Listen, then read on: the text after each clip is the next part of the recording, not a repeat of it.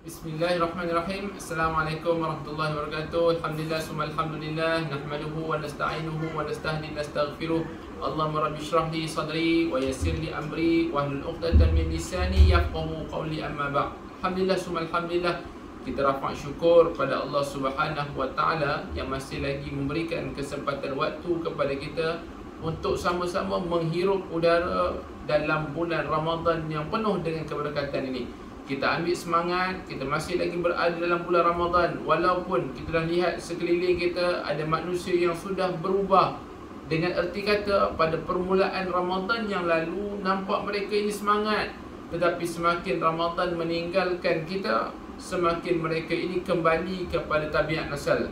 Walau bagaimanapun, walau apa pun yang berlaku, kita sama-sama yang mendengar ini, saya yakin tetapi pun yang mendengar, kita yakin dan percaya kita masih lagi berada dalam bulan Ramadan untuk kita manfaatkan sebaik mungkin agar Ramadan kali ini menjadi kekuatan kepada kita merubah bukan sekadar pakaian, bukan sekadar pertuturan, tapi merubah hati kita agar jadi lebih baik untuk berdamping dengan Allah Subhanahu wa taala.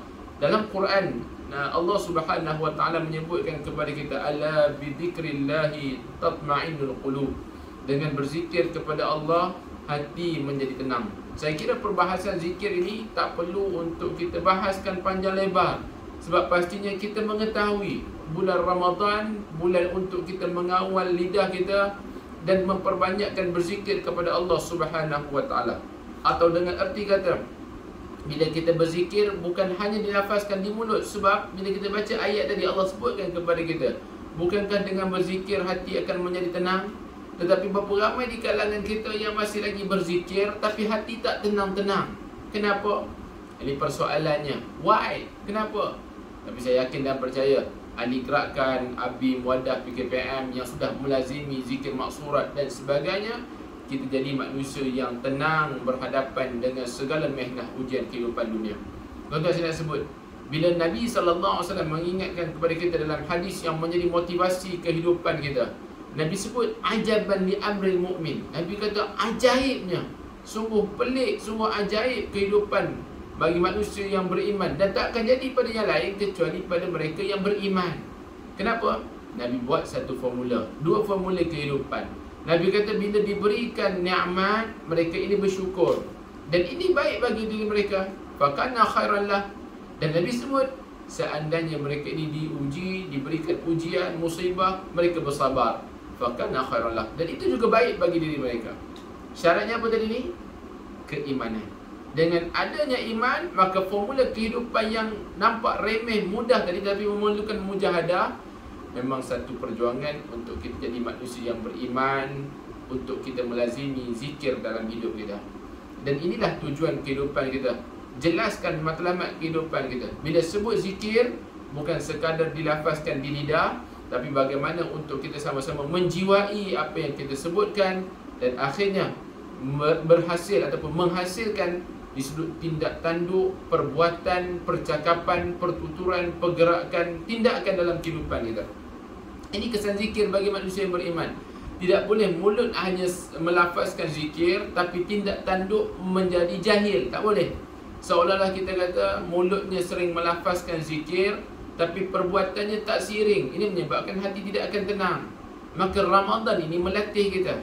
Bukankah Ramadan membuatkan jadual kita dengan sangat cantik? Kita bangun di awal pagi, kita ada tahajudnya, kita ada baca Qurannya, kemudian kita solat subuh berjemaah. Ramadan jadual kita berubah. Ya, sebagaimana yang saya sebutkan tadi, tuan-tuan, Ramadan merubah jadual hidup kita, tetapi bukan sekadar merubah jadual hidup semata-mata. Kita nak Ramadan merubah hati kita agar lebih baik hubungan dengan Allah, agar lebih tenang hubungan dengan Allah Subhanahu wa taala. Bukankah Allah sebutkan kepada kita dalam ayat surah Az-Zariyat ayat 50, fafirru ilallah, berlari kepada Allah, bersegera kepada Allah. Apa maksud fafirru ilallah ni? Lari kepada Allah dengan arti kata dua maksud. Lari kepada Allah, lari daripada siksaan azab Allah. Jangan pergi kepada tempat yang Allah tak suka. Jangan mengungkapkan kalimah yang Allah tak suka. Jangan buat perbuatan yang Allah tak suka. Jangan. Sebab kita tahu lari daripada Allah bermaksud lari daripada azab Allah. Jangan buat perbuatan yang Allah tidak suka. Ataupun lari kepada Allah bersegera mendapatkan rahmat Allah Subhanahu wa taala.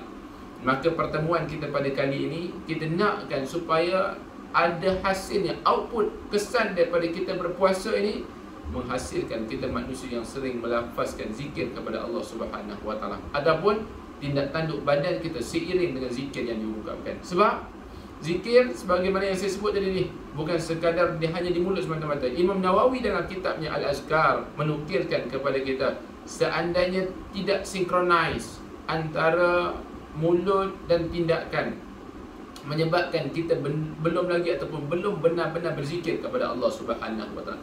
Tak cukup hanya zikir itu di mulut semata-mata. Itu mudah kita faham. Tak cukup kalau hanya sekadar mulut. Contoh yang mudah tuan-tuan, kita ambil contoh yang mudah. Kalau kita sentiasa melafazkan istighfar, istighfar lafaz yang bagus. Tetapi kalau hanya di mulut semata-mata, astaghfirullah, lambat lagi, astaghfirullah, dah pukul berapa ni, astaghfirullah, yang tidak ada connectionnya dengan hati kita untuk kita bertaubat kepada Allah, maka kita, apa nilaiannya di sisi Allah Subhanahu wa taala? Kita ambil semangat berada dalam bulan Ramadan ini, nak jadi manusia yang menggunakan nikmat pada ketaatan, nikmat lidah yang Allah Taala kurniakan kepada kita untuk kita melazimi zikir. Dan kita tahu bulan Ramadan ini bulan Quran. Bulan Ramadan ini bulan untuk memperhebatkan Quran. Bahkan kalau kita baca dalam kitab Madarijus Salikin, Ibn Qayyim menyebutkan kepada kita, nak meraih kasih sayang Allah diletakkan ada beberapa amalan, dan antara amalan yang utama adalah memperbanyakkan bacaan Al-Quran, memberikan hak pada Quran, memahami Al-Quran. Ini zikir kita, zikir harian kita. Pastikan tuan-tuan, ahli gerakan, ahli wadah, ABIM, PKPM, pastinya jangan lepaskan hari-hari dalam bulan Ramadan. Bahkan hari-hari selepas bulan Ramadan, jangan pernah tinggalkan Quran. Menjadi manual asas kehidupan kita. Quran, panduan yang kita pegang sampai bila-bila, untuk menenangkan hati kita, sebagai pemujuk kita, sebagai panduan dalam hidup kita, sebagai kita kata penghibur diri kita. Maka Quran, Ramadan mengajarkan kepada kita untuk membaca Quran. Maka 11 bulan yang berbaki kita baca Quran. Tuan-tuan mungkin ingat lagi kata-kata almarhum guru kita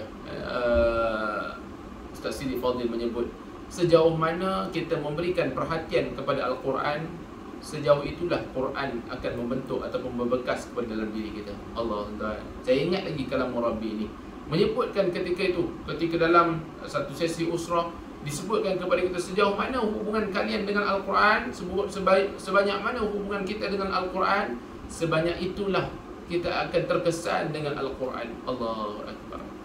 Ini menyebabkan zikir yang utama yang kita nak dalam hidup kita adalah melazimi zikir-zikir ni, melazimi Quran ini dalam hidup kita. Bahkan banyak lagi zikir-zikir yang lain, tentang mungkin baca maksurat, mungkin baca Al-Azkar, mungkin baca Hisnul Muslim dan sebagainya. Terdapat pelbagai zikir-zikir yang ditinggalkan oleh Nabi SAW upaya kita. Tetapi pertemuan yang ringkas pada hari ini, saya nak kongsikan dengan tuan-tuan sekurang-kurangnya. Bagi kita yang mengamalkan zikir, yang mengamalkan maksurat, silakan, jangan tinggalkan maksurat dalam hidup kita. Jangan pernah tinggalkan maksurat, jangan tinggalkan Al-Quran. Tetapi ada masih lagi, ada banyak zikir-zikir. Kalau kita baca Al-Azkar, maka kata ulama, tak sempat nak sibukkan diri kita dengan urusan orang lain. Sebab zikir yang ditinggalkan oleh Nabi SAW sangat banyak. Maka Ramadan lah mengajarkan kepada kita untuk mulut ini melafazkan zikir, hati ada connection dengan Allah, tindakan kita akan jadi baik. Sebab itu Nabi SAW menyebut dalam hadis, as-siyamul junnah, puasa itu perisai, puasa itu benteng. Fala yarfus wala yajhal. Jangan buat jangan mengungkapkan kalimah-kalimah cacian, kalimah kotor, makian dan sebagainya. Wala yajhal. Jangan buat perkara-perkara yang kita kata tindakan yang tak sepatutnya, tindakan yang jahil. Mulut jangan cakap benda kotor, badan anggota jangan buat perkara yang jahil. Dan Nabi sebut, yang Imam Nawawi letakkan hadis ini dalam bab zikir ketika orang berpuasa. Apa zikirnya kata Imam Nawawi? Bila orang buat jahat pada kita, diungkapkan kalimah inni saim, inni saim. Allah Akbar. Tuan-tuan, bukan mudah. Bukan mudah. Bila Nabi SAW mengajarkan kepada kita kalimah-kalimah yang ringan sebegitu, mudah sebegitu, tapi saat nak mempraktikkan dalam kehidupan kita, subhanallah, ia memerlukan asas yang awal saya sebut tadi apa? Bila kita beriman, fakana khairan lah. Bila ada iman ni, setiap ujian, setiap nikmat, kita akan tanggapi dengan baik, sebab itu yang terbaik buat kita. Subhanallah. Ini kehidupan kita bagi manusia yang beriman. Kita nak letakkan hari ini tekad dan hasrat kita nak melazimi zikir bukan setakat dalam bulan Ramadan, tetapi berterusan pada bulan-bulan yang lain. Nak melazimi mulut ini untuk sentiasa mengungkapkan kebesaran Allah, yang akhirnya kita tahu tuan-tuan, disebutkan oleh para ulama beberapa kesan zikir dalam kehidupan kita. Kita mungkin tahu bukan setakat yang Quran sebutkan kepada kita dengan berzikir hati menjadi tenang, bahkan banyak lagi kesan-kesan zikir dalam kehidupan kita. Kalau kita lihat, ulama meletakkan kepada kita dengan berzikir kita nak menghindarkan diri kita ataupun nak menghalau, nak menjauhkan diri kita daripada syaitan. Allahu Akbar. Ini musuh kita, musuh yang memang kita kata dah dijelaskan dalam Quran, dah dijadikan sebagai musuh yang kekal abadi kepada kita. Tak akan sewenang-wenangnya syaitan ini rasa lemah, syaitan ini berputus asa dengan diri kita. Semakin dekat hubungan kita dengan Allah, semakin dia asak kita. Dan kita yakin dan percaya Allah akan bersama dengan kita. Bagi manusia yang ikhlas kepada Allah, syaitan tak akan dapat mampu untuk menggugatkan keadaannya. Maka sama-sama kita ambil manfaat dengan banyak berzikir kepada Allah, disertakan ataupun diikat, kemas dengan keikhlasan, maka syaitan tak akan dapat mampu menggugat diri kita. Maka kita tahu kesan zikir tadi ni mampu untuk menghindarkan syaitan dalam kehidupan kita. Dan pastinya yang kedua, dengan kesan zikir kepada Allah Subhanahu Wa Taala mendatangkan redha Allah. Tuan-tuan, apa guna kehidupan kita andai dihiasi dengan pelbagai nikmat-nikmat harta, nikmat keluarga, nikmat-nikmat jawatan, pangkat dan sebagainya, tetapi Allah tidak redha? Apa guna kehidupan ini andai Allah tidak redha? Cukuplah dengan apa yang kita ada ini ditambah dengan redha Allah, maka kita akan rasa cukup secukup-cukupnya. Tapi kalau kehidupan kita ini dilengkapi dengan pelbagai nikmat, dilengkapi dengan pelbagai kemudahan, fasiliti dan sebagainya, tapi kalau Allah tak redha, maka tidak akan ada gunanya kehidupan kita. Bahkan kita takut dan kita rasa malang sekali saat bertemu dengan Allah Subhanahu Wa Taala nanti, pertemuan yang sangat-sangat mendukacitakan. Yang ketiga, dengan mengamalkan zikir dalam kehidupan kita, membuang sifat-sifat keresahan, kegelisahan kehidupan kita. Tuan-tuan, bukankah Allah Subhanahu Wa Taala menyebut dalam Quran, walanabluwannakum bisyai'in minal khawf?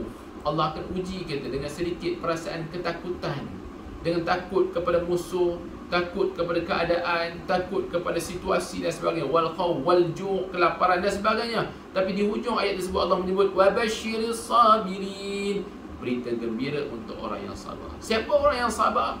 Mereka ini dapat melengkapi ataupun dapat menanggapi ujian-ujian ini dengan akhirnya melafazkan, mengeluarkan perkataan inna lillahi wa inna ilaihi raji'un. Ya Allah, semuanya datang daripada Allah. Kepada Allah lah kita akan kembali. Maka dengan melazimi zikir untuk menenangkan hati, membuang kegelisahan-kegelisahan yang merundung diri kita. Tuan-tuan, kita baca dalam Quran, surah Ad-Duha mengajarkan kepada kita sebagai contoh. Surah Ad-Duha, bila Nabi SAW dalam keadaan keresahan, bila dalam keadaan diuji dan sebagainya, asbabun nuzul surah Ad-Duha menyebutkan kepada kita ketika Nabi SAW menanti-nanti jawapan daripada Allah, tetapi akhirnya bila tak datang jawapan tersebut 2-3 hari dan sebagainya, dalam riwayat menyebut akhirnya Nabi diasak oleh kaum musyrikin ketika itu. Diasak seolah-olah Nabi sudah ditinggalkan, diasak seolah-olah Nabi ini penipu, diasak seolah-olah Nabi ini memungkiri janji. Tetapi akhirnya datang surah Ad-Duha menenangkan Nabi. Wad-duha wal-laili idza saja ma wadda'aka rabbuka wa ma qala. Allah pujuk Nabi. Allah tak akan tinggalkan Nabi.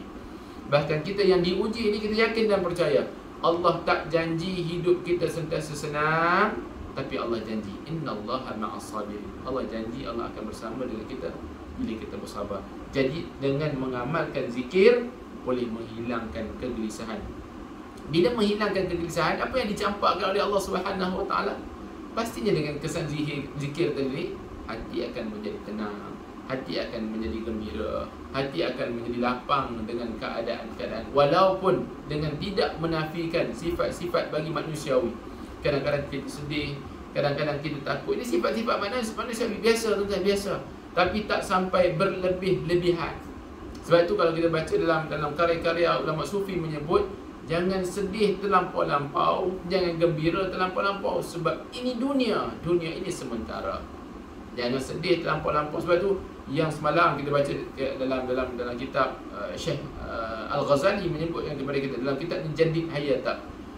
Hari yang semalam yang telah jauh meninggalkan kita, hari esok yang masih lagi misteri untuk kita. Hari ini hari yang bermanfaat untuk kita.